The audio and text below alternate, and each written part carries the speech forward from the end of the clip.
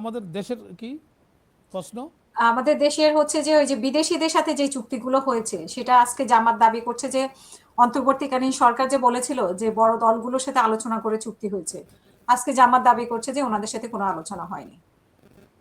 এই চুক্তি যে তাদের সাথে যে আলোচনা করা হয়েছে, বিএনপির সাথে আলোচনা করছে, ওইটা ক্রিস্টাল ক্লিন। কারণ ওরা রিয়াকশনটা সঙ্গে সঙ্গে দিত, যদি মিথ্যা হতো তাহলে সঙ্গে সঙ্গে রিয়াকশন দিত। এখন তারা ভেবেচিন্তে রিয়াকশনটা দিচ্ছে, তার মানে তাদের সাথে আলোচনা হয়েছে। বিএনপির সাথেও আলোচনা হয়েছে, কারণ বিএনপির ক্যাবিনেট মিনিস্টার, একজন মিনিস্টার, সে ফরেন মিনিস্টার এই কথা বলতেছে। কারণ সে হলো অনেক দক্ষ এবং চৌকস একজন অফিসার। সে ফরেন সার্ভিসে, অল সার্ভিসের মধ্যে প্রথম হয়েছে সে। তার একটু পার্সোনাল কিছু বদনাম ছাড়া আর তার কিন্তু প্রফেশনালি তার যে আছে সে ওয়ার্ল্ড ওয়াইড এটা স্বীকৃত, তার দক্ষতার ব্যাপারে কোনো সন্দেহ নেই।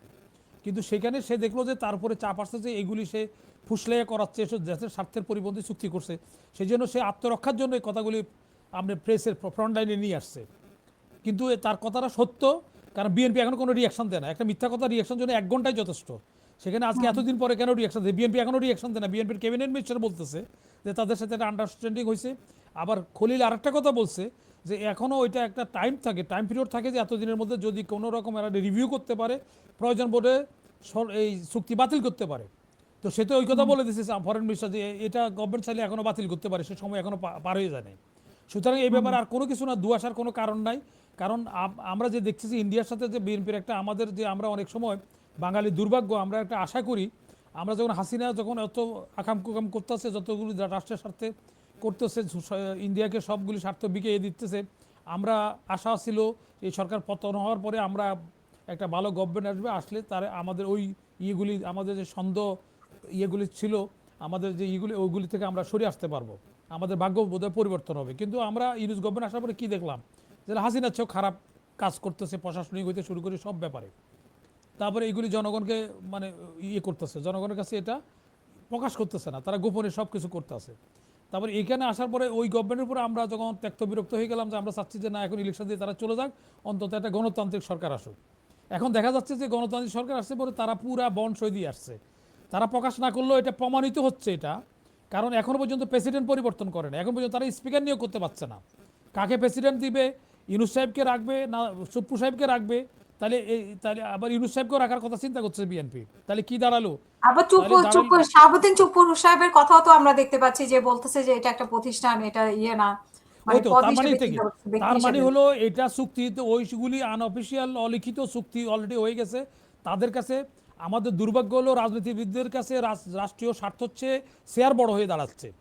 এখন যদি কারো কাছে শেয়ার বড় হয়ে যায়, তাকে তারেক সাহেবের মিসগাইড করা হয়েছে, তার পার্টির লোকজনেরা অলরেডি ইন্ডিয়ান এজেন্ট কিছু ঢুকে গেছে ওখানে, যার ফলশ্রুতিতে ওরা করছে যে আপনি ক্ষমতা আসতে গেলে এদেরকে এদেরকে আপনার অবলাইজ করতে হবে, এদেরকে সন্তুষ্ট রাখতে হবে, সেই ট্যাবলেট উনি খেয়ে ফেলছেন। যার পরিপ্রেক্ষিতে ওনার কার্যকলাপে বোঝা যায়। একটা লোকের যখন মুসলমান নাম, নুরুল ইসলাম নাম বলা হয়, তখন ব্র্যাকেটে মুসলমান লিখতে হয় না। তো এখন ওনারা কার সাথে চুক্তি করছে, আমরা তখন মনে করছিলাম আমরা যে এগুলি প্রবাসার প্রপাগান্ডা করছে বিএনপিকে যাতে ক্ষমতা না আসতে পারে। এখন দেখছি যে এগুলো পুরাটাই সত্য, কারণ কার্যকলাপে এখন দেখা যাচ্ছে। তারপরে প্রেসিডেন্ট পদত্যাগ করবে, সেখানে কার কাছে করবে? একটা স্পিকার নিয়োগ হয় না এখনও, এটা তো প্রথম দিনে হওয়ার কথা। তারপরে তাদের একটা হোমওয়ার্ক করার কথা, হোমওয়ার্ক করে না। কিন্তু তারেক সাহেব একটা ষড়যন্ত্রের মধ্যে পড়ে গেছে অলরেডি। কারণ তারেক সাহেবের বিপদের সময় যখন যারা সংস্কারবাদী হয়েছে এবং যারা বেইমানি করছে, once BTR is always BTR, সে বিটিআরদেরকে এখন ওই যে ডেডিকেটেড লোকজনকে মন্ত্রিপরিষদে না আইনা বিটিআরের সবগুলি আনছে। এবং যারা জেল জুলুম অত্যাচারের শিকার হয়েছে তাদের নমিনেশনও পায় নাই। আর এই বিটিআর যারা যারা সংস্কারবাদী হয়েছে তারা নমিনেশন পাইছে, মন্ত্রী হয়ে গেছে গা। তো এতে কি প্রমাণ হচ্ছে? এটা হচ্ছে কি, ওটা এটা এটা আত্মঘাতী হচ্ছে। তারেক সাহেবকে ওরা একসময় ইমপিচ করে দিবে।